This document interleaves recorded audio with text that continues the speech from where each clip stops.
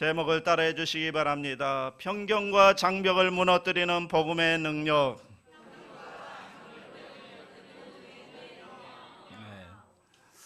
우리나라 선교 초기에 외국에서 많은 선교사님들이 들어와서 선교를 했습니다. 그 가운데 1892년 미국의 북장로교 선교사들이 많이 오셨는데 그 가운데 한 분이 사무엘 무어라고 하는 한국 이름이 모삼열입니다. 그 목사님이 오셔서 선교를 했고요. 그 다음해인 1893년 6월에 곤단골 교회를 개척합니다. 교회만 한 것이 아니라 그 안에 학교, 예수 학당을 만들어서 거기에서 아이들을 가르치고 교육을 합니다. 그런데 이 학당에 동네에 사는 박성춘이라는 사람이 있는데 자기의 두 딸을 이 학교에 보내서 교육을 받게 하고요. 나중에 이것이 계기가 되어서 박성춘이라는 사람과 그 가족들이 곤단골 교회에 등록을 하게 되고 2년 뒤에는 무어 목사에게 침례를 받게 됩니다. 그런데 이게 문제가 된 겁니다. 이 곤단골 교회는 양반들 중심으로 이루어진 교회입니다. 그리고 그 가운데는 정부의 고위 관리도 있을 정도로 양반 위주의 교회였고요. 그런데 이 박성춘이라는 사람은 천민 출신으로 천민 중에 천민인 백정 출신이었습니다. 그러니까 양반들이 들고 일어난 겁니다. 우리가 어떻게 저 천민과 함께 앉아서 예배를 드릴 수가 있겠느냐? 같이 드릴 수 없다.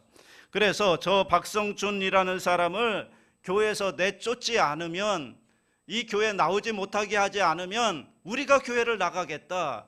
이렇게 무어 목사에게 찾아가서 항의를 하고 압력을 가합니다.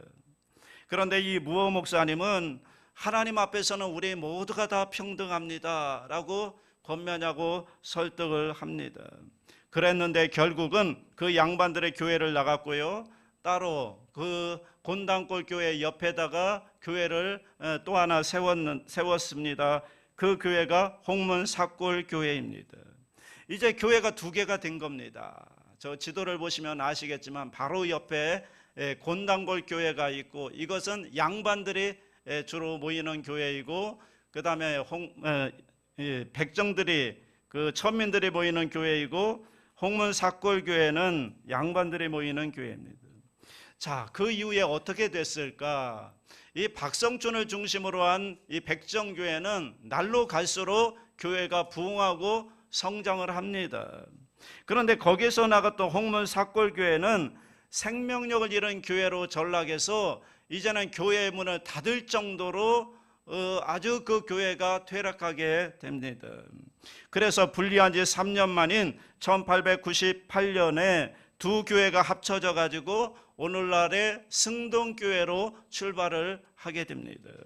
그리고 그 승동교회를 출발하면서 거기에 백정 출신이었던 박성춘이라는 사람이 초대 장로가 되어서 그 교회를 섬기게 됩니다. 여러분, 결국은 교회 안에서 양반과 천민이 하나 되어서 함께 하나님께 예배로 영광 올려드리는, 그 당시로는 정말 기적 같은 일이 그 교회 가운데 있었던 것입니다. 여러분, 기독교가 들어오기 전에 우리나라의 모습을 보면 양반과 쌍놈이라고 하는 불공정한 이런 제도가 있었습니다. 그래서 당시 우리나라는 얼마나 내가 노력하느냐, 얼마나 내가 열심히 사느냐에 따라서 인생이 달라지는 것이 아니라 어느 집에 태어났느냐, 양반 집에 태어났느냐 아니면 천민 집에 태어났느냐에 따라서 그 인생을 그렇게 살 수밖에 없는 그런 불공평한 세상이 우리나라에 약 120년 전에 있었던 겁니다. 그리고 그 차별은 여전히 존재했는데, 그런데 이 땅에 기독교 복음이 들어오면서 그 양반과 천민회가 하나 되어서 함께 어우러서 함께 예배드리는 이런 놀라운 역사들이 기독교 복음이 들어오면서 일어나게 되었던 것이죠. 이것이 바로 복음의 능력이 아닐까요? 복음의 능력, 그 차별을, 그 장벽을 무너뜨리는 이 복음의 능력이 그렇게 만든 것이죠.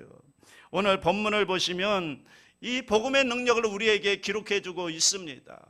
오늘 17절부터 읽었는데 17절부터 시작하죠. 다 함께 볼까요? 다 같이요.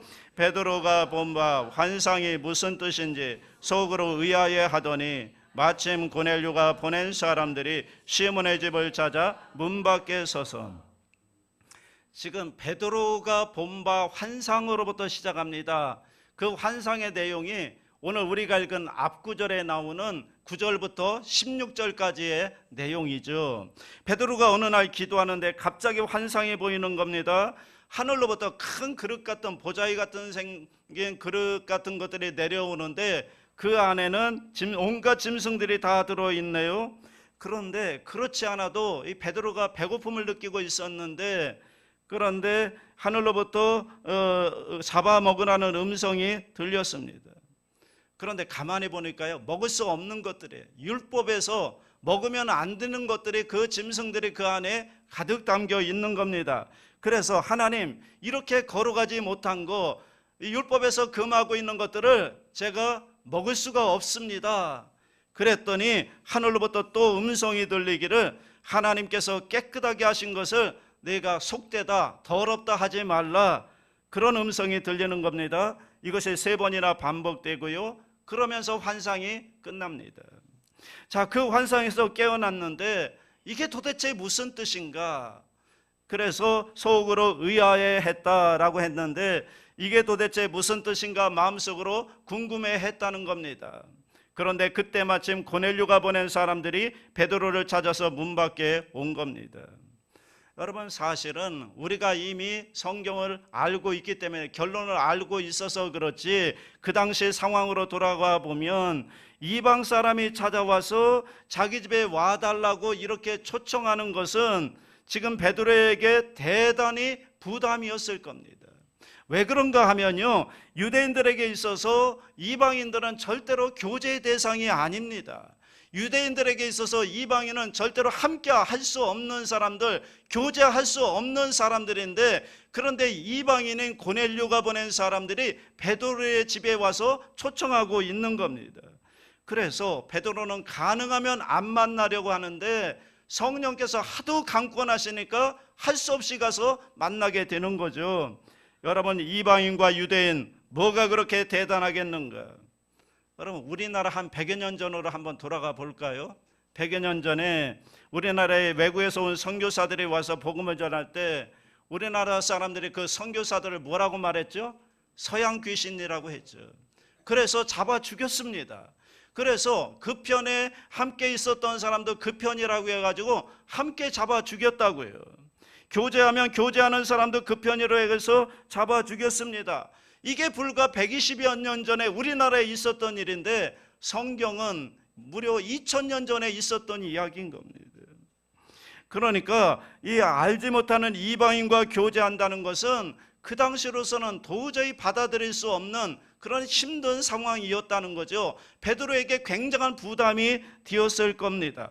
거기다가 종교적인 이유까지 더해지면서 종교적 순수성을 갖기 위해서는 절대로 이방인과 교제해서는 안 된다고 하는, 그 절대로 금했던 거죠. 그래서 안 만나려고 하는데 자꾸만 성령님께서 강권하시니까 할 수 없이 만나는 겁니다. 나갔습니다. 나가서 물어보는 거죠. 왜 왔느냐? 그랬더니 그에 대한 대답이 22절이죠. 22절 다 같이 합니다. 그들이 대답하되 백부장 고넬료는 의인이요 하나님을 경외하는 사람이라 유대 온 족속이 칭찬하더니 그가 거룩한 천사의 지시를 받아 당신을 그 집으로 청하여 말을 들으려 하느니라 한대. 고넬료라고 하는 사람이 베드로를 자기 집으로 청했습니다. 자, 여러분, 이것은 보통 심각한 이야기가 아닌 거예요. 왜 그런가 하면 여러분, 지금 상황이 어떤 상황이죠? 지금 기독교인들이 핍박을 당하고 있다고요. 지금 잡아 죽이려고 혈안이 되어 있다고요. 그런데 지금 누가 청하는가 하면 로마의 백부장, 그러니까 이스라엘을 지배하고는 로마의 점령군이죠. 거기다가 고급 장교인 겁니다. 지방 사령관쯤 되는 거죠. 그런데 그 사람이 자기를 보자고 오라고 하는 겁니다. 여러분, 혹시 이게 기독교인에 대한 탄압으로 유대 종교 지도자들과 연합해서 기독교 지도자인 베드로를 여러분 암살하려는 그런 음모가 아닐까, 유인책은 아닐까, 이런 생각이 분명히 들었을 거라고요. 거기다가 베드로는 초대교회 가장 영향력 있는 지도자였습니다. 그의 말과 행동 하나하나가 상당한 영향력을 끼치고 있던 그런 상황 가운데 베드로가 이방인과 교제한다고 하면 그 당시 교회를 주류를 이루고 있던 유대인 신자들에게 여러분 상당히 이슈가 될 수 있는, 문제가 될 수 있는 그러한 일들이었습니다. 그리고요, 나중에 보면은 베드로가 이 일 때문에 소환을 당합니다. 와서 설명하라는 거예요. 이게 도대체 어떻게 된 일이라는 거예요. 어떻게 네가 유대인으로서 이방인과 그렇게 교제할 수가 있었느냐, 설명하라는 겁니다. 그래서 크게 혼란을 받게 됩니다. 그러니까 이 사건이 우리가 볼 때는 단순해 보이는 것 같지만 상당히 긴장감이 흐르고 있는 겁니다. 흥미로운 것은 이 이야기의 배경이 되는 도시가 욥바라는 곳이죠. 욥바라는 지명이 오늘 반복해서 성경에 나오고 있죠. 10장에서만 4번 등장합니다. 5절, 8절, 23절, 32절.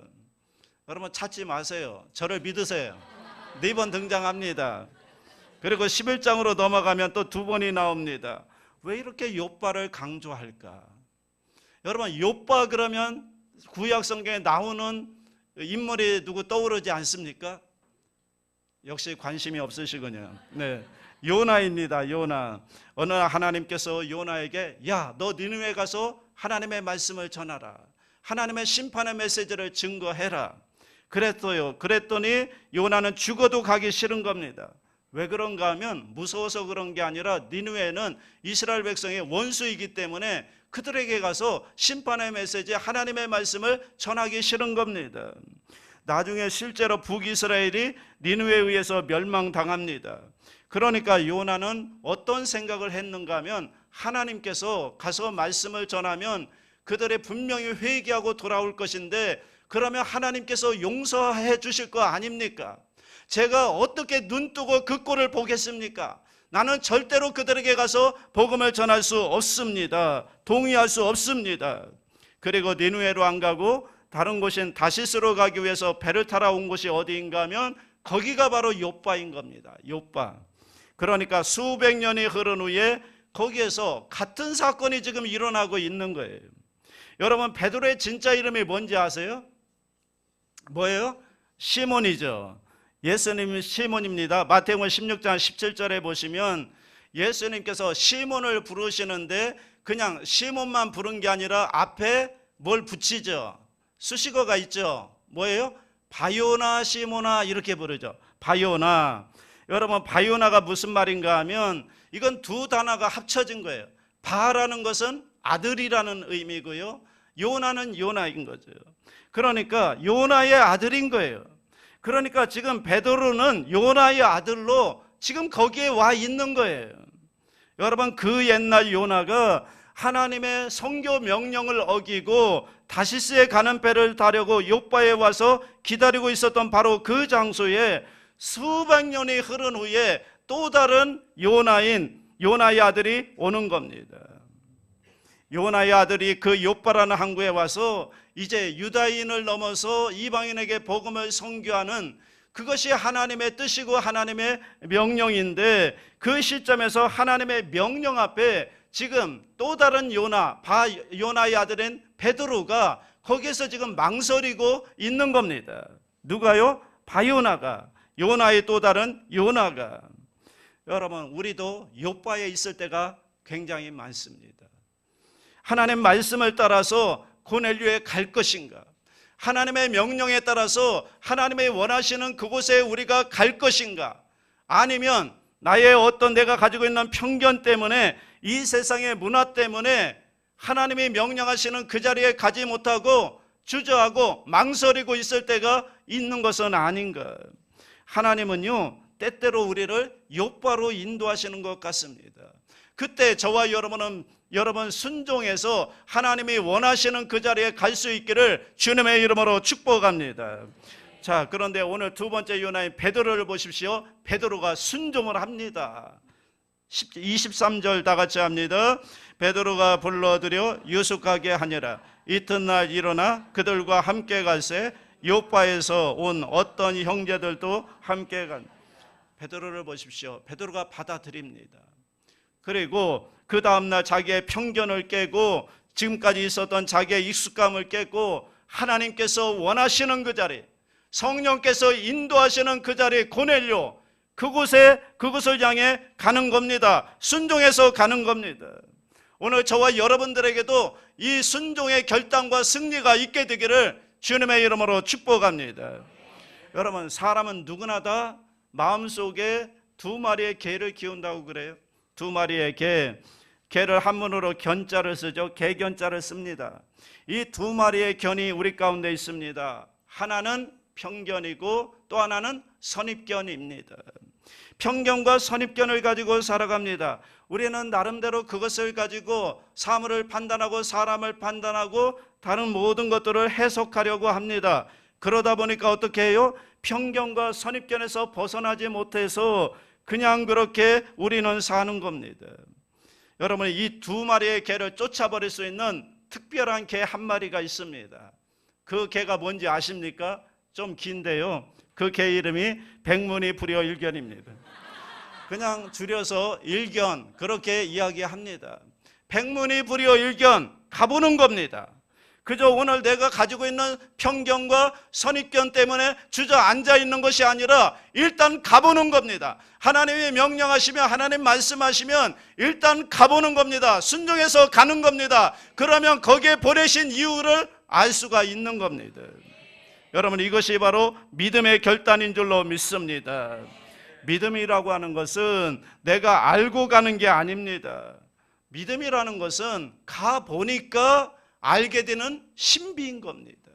하나님이 말씀하시면, 하나님이 명령하시면 일단 가보는 겁니다. 일단 순종하는 겁니다. 가보면, 그러면 알게 되는 게 하나님의 신비죠. 믿음의 신비죠.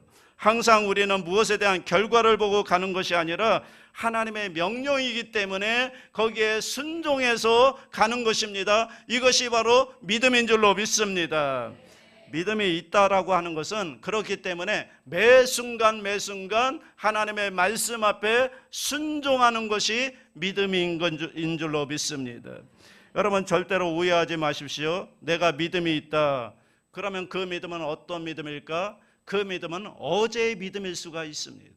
어제는 내가 순종했다고요. 어제는 내가 그 말씀에 따랐다고요. 그런데 여러분, 오늘이 중요한 겁니다. 지금이 중요한 겁니다. 지금 순종해야 되는 거죠. 어제의 믿음은 그냥 어제의 믿음일 뿐이에요. 어제의 순종일 뿐이에요. 정말 중요한 것은 오늘 나는 지금 순종하고 있느냐라는 거예요. 지금 나는 하나님 말씀 앞에 순종하고 있는가? 새롭게 순종해야 되는 거죠. 새롭게 결단해야 되는 겁니다. 순종해서 가보면, 그러면 거기에 우리가 경험하지 못한 새로운 세계가 열려지는 것입니다. 가보았습니다. 그랬더니 어떤 일이 일어났나요? 이게 웬일입니까? 베드로가 가보았더니 고넬료만 있는 줄 알았더니 그의 가족과 친구들이 다 모여 있습니다. 뿐만 아니라 25절에 보면 고넬료가 베드로의 발 앞에 엎드려 절했다, 그렇게 얘기하죠. 25절 다 같이 합니다. 마침 베드로가 들어올 때에 고넬료가 맞아 발 앞에 엎드려 절한. 여기 절했다라는 말을요, 헬라어로 보면 프로세쿠네션이라는 말인데 이게 무슨 뜻인가 하면 바짝 엎드려서 베드로의 발 앞에 입 맞추는 행위, 이게 절했다라는 거예요. 여러분, 생각해 보세요. 지금 고넬료가 누구라고요? 로마의 백부장, 군대 장교, 100명을 거느린 사람, 점령군, 그리고 지방사령관, 군복도 아마 위험이 있었을 거예요. 아마 훈장도 주렁주렁 달려 있었을 거예요. 위용도 굉장히 당당했을 거예요. 반면에 그에게 찾아온 베드로는 누구라고요? 베드로는 어떤 사람이 식민지 한 백성에 불과한 겁니다. 그것도 어떤 높은 사람도 아닌 거예요. 시골에서 고기 잡던 어부였어요. 여러분, 오탱색이 어떻게 했습니까? 베드로와 고넬료 세상적으로 놓고 보면 상대가 안 되는 겁니다. 그런데 그런 베드로를 모셔다 놓고 그 앞에 엎드렸다. 발에 입을 맞출 정도로 엎드려 절했다. 그냥 한 게 아니에요. 얼마나 간절한지, 얼마나 진실한지 정말 마음을 다해서 베드로를 맞이하고 그 앞에 절한 것입니다. 그러니까 베드로가 너무너무 황송한 거죠. 그러니까 이러지 말라 그러잖아요. 나도 사람이다. 나는 하나님이 아니다. 여러분 얼마나 정성을 다했으면 그랬을까요? 감당할 수 없는 겁니다. 그러면서 뭐라고 얘기하죠? 28절, 29절 다 같이 합니다. 시작. 이르되 유대인으로서 이방인과 교제하며 가까이 하는 것이 위법인 줄은 너희도 알거니와 하나님께서 내게 지시하사 아무도 속되다 하거나 깨끗하지 않다 하지 말라 하시기로 부름을 사용하지 아니하고 왔노라. 묻노니 무슨 일로 나를 불렀느냐. 비로소 깨닫는 거예요. 와보니까 깨닫는 거예요. 지금 내가 여기 온 것은 뭐예요? 하나님의 뜻을 따라왔다, 하나님이 지시했다, 이렇게 말씀하잖아요. 그러면서 묻는 겁니다. 너는 왜 나를 불렀느냐? 그러니까 고넬료가 뭐라고 얘기해요? 이 32절 보십시오. 32절 시작. 사람을 요빠에 보내요 베드로라는 시몬을 정하라. 그가 바닷가 무두장이 시몬의 집에 유숙하느니라 하시기로. 누가 하신 말씀이에요? 하나님이 하신 말씀이라. 하나님이 하신 말씀. 그러니까 베드로가 지금 나는 지금 하나님이 보내셔서 나는 지금 여기에 왔다 말씀하는데, 그런데 고넬료는 뭐라고 얘기해요? 나도 하나님이 나보고 당신을 청하라고 해서 내가 당신을 청했습니다. 이러고 있는 겁니다. 자, 오늘 이 모임의 주선자가 누구입니까? 하나님이 하신 거예요. 고넬료가 아닌 거예요. 베드로가 아닌 거예요. 하나님이 주선해서 하나님이 만나게 하신 겁니다. 유대인과 이방인이 만나게 된 것은 하나님의 역사라는 거죠. 이것을 깨닫는 고넬료가 33절에서 뭐라고 그래요? 잘하셨습니다. 잘 오셨습니다. 33절 다 같이 합니다. 내가 곧 당신에게 사람을 보내었는데 오셨으니 잘하였나이다. 이제 우리는 주께서 당신에게 명하신 모든 것을 듣고자 하여 다 하나님 앞에 있나이다. 하나님 앞에 있나이다는 지금 이 자리가 그냥 있는 자리가 아니라 하나님이 주선하신 자리입니다라는 고백을 하는 겁니다. 여러분 보세요. 지금 베드로는 자기의 편견을 깬 거잖아요.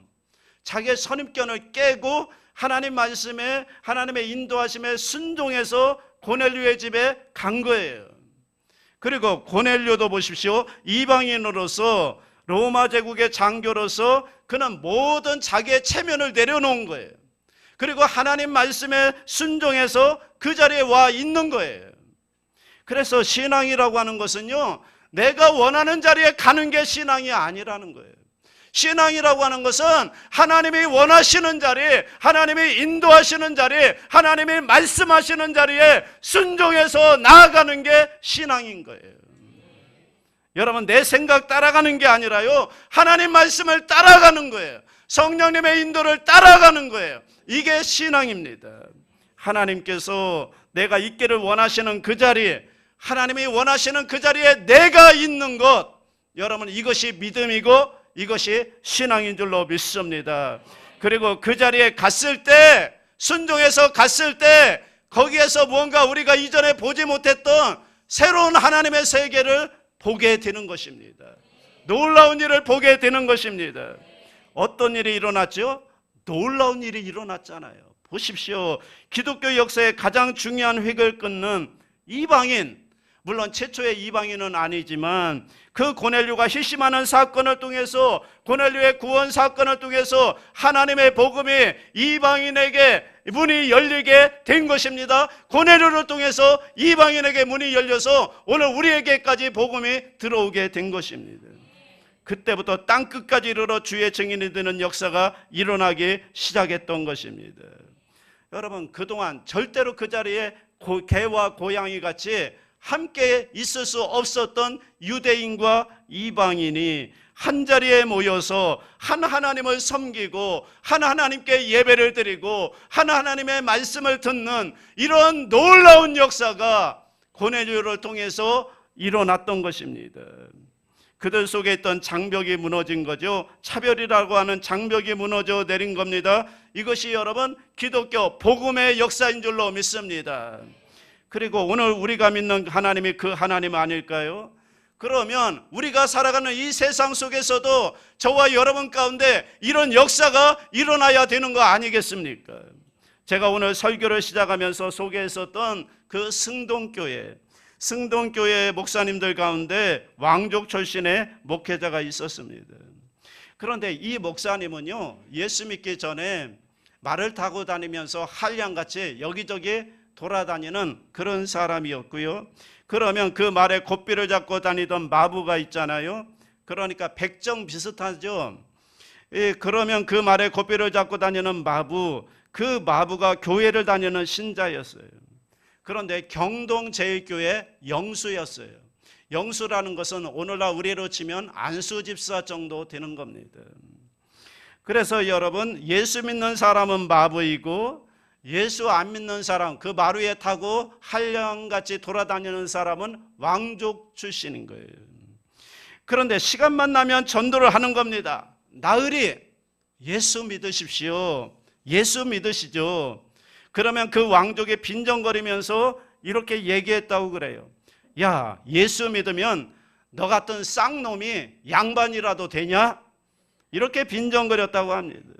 그러면 그때마다 이 마부는 성이 엄씨였는데 이 엄영수가 이렇게 대답했다고 그래요. 나으리 예수 믿는 도리는 그런 게 아닙니다. 예수 믿으면 더 훌륭한 마부가 됩니다. 그러다가 하나님의 은혜로 이 왕족이 예수 믿고 회심하게 되었고 그리고 교회에 나오게 됐습니다. 언젠가 승동교회에서 부흥회를 하는데 그때 이 예수 믿게 된 왕손이 온 겁니다.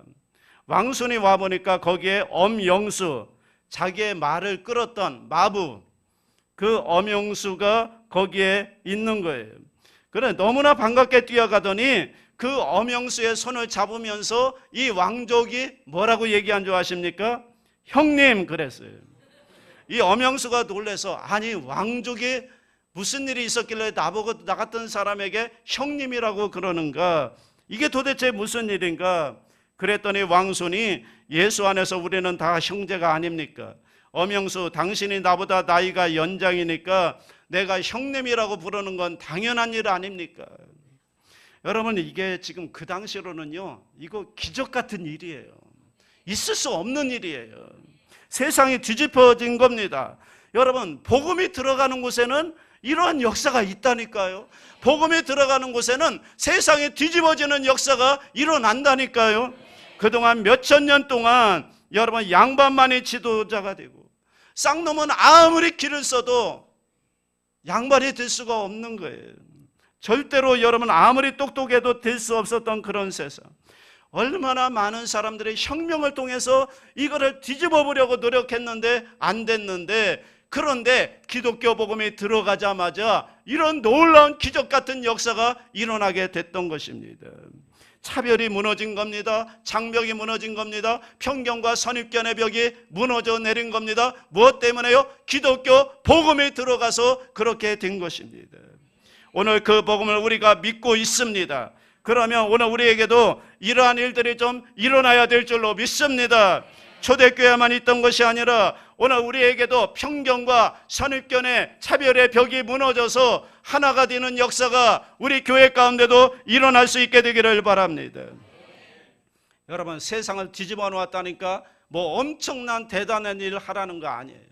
여러분 삶 속에서 작은 일 하나부터 여러분 세상 사람들이 사는 것처럼 살지 말고 하나님의 자녀답게 좀 그렇게 작은 일부터 실천하며 그렇게 살아가다 보면 이러한 역사들이 우리의 삶 가운데도 일어나게 될 줄로 믿습니다. 예수 믿는 사람이라면 차별이 아니라 구별된 삶을 살아야죠. 구별된 삶.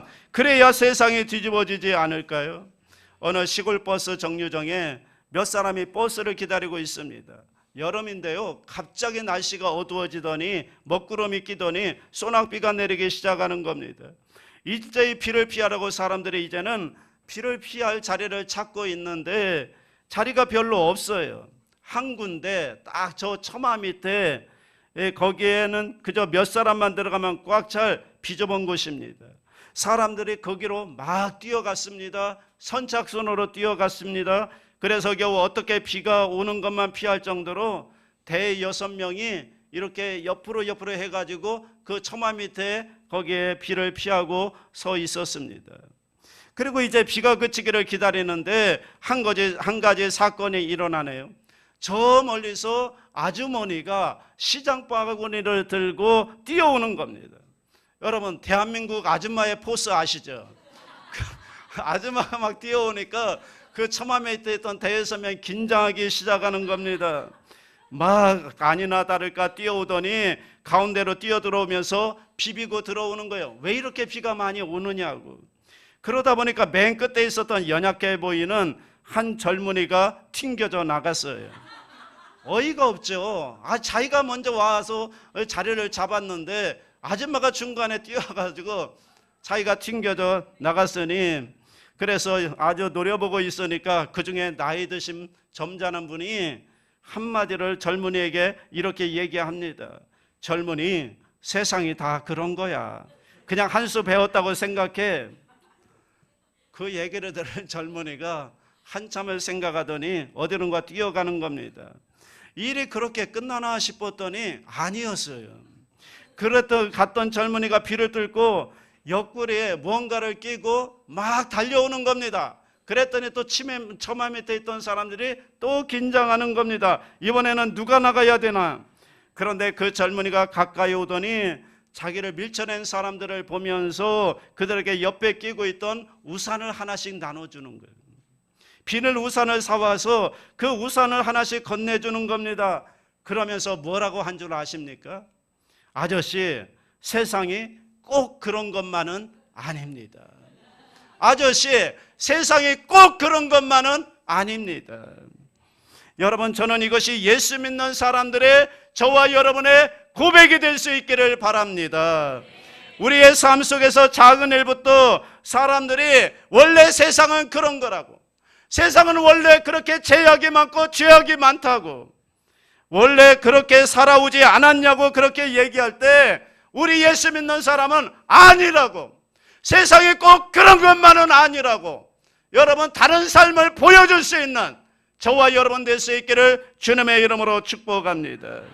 멀리 갈 것 없습니다. 오늘 저와 여러분이 이번 한 주간 동안만이라도 이것을 실천할 수 있다면, 그리고 누군가를 향해서 세상이 꼭 그런 것만은 아니라고, 다른 삶도 있다는 것을 저와 여러분이 보여줄 수만 있다면, 저와 여러분이 속한 가정과 직장과 사업장과 공동체가 여러분 변화될 줄로 믿습니다.